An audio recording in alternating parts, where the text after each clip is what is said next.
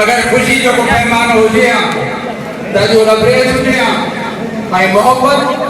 के ना पढ़ना मोहब्बत आई खुलूस के कैद करना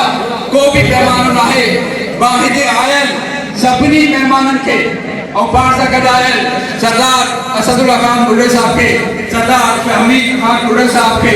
पाजी बरकती का बिना खादिम हुसैन बुढ़े साहब के और न्याज हुसैन बुढ़े साहब के कामिल मोहम्मद अयूब बुढ़े साहब के फकीर मोहम्मद बुढ़े साहब के और जेके ससाजी जेके काबिल लामे मलिक नजी सगियान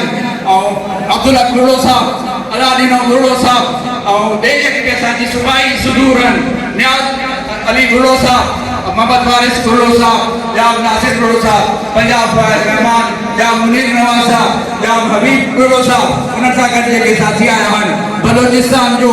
नाइब गुलाम अली बुढ़ो साहब अरबाब अली बुढ़ो साहब फिदा हुसैन बुढ़ो साहब और ॿिए बि जेके साथी आया आहिनि ऐं मां हर डिस्ट्रिक्ट जा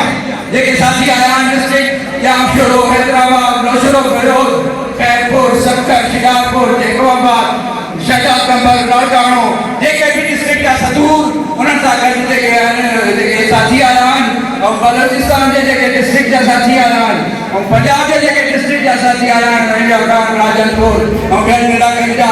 सभिनी जो शुक्रगुज़ार भी आहियां ख़ुशि आमदेद थी कयां थो और लख लाइ तमामु घणियूं महिरबानी ताईं दोस्त जा जेको जेके फनकार असांजा पटेल बुढ़ो साहब आई बुढ़ो साहब राज बुढ़ो साहब जेके आया आहिनि उन्हनि सभिनी जी जेके महिरबानी अदा कयूं था सभिनी जो शुक्रिया और ख़ासि तौर पर जेके असांजा इंटरनेशनल जेके अफ़वाह जेके ग्लोबल अफ़वाह जेके चऊं उन्हनि जा जेके साथी आया आहिनि आदरणीय बुढ़ो साहब जेको सॼो दुबई खे रिप्रेज़ेंट करे थो जान मोहम्मद बुढ़ो साहब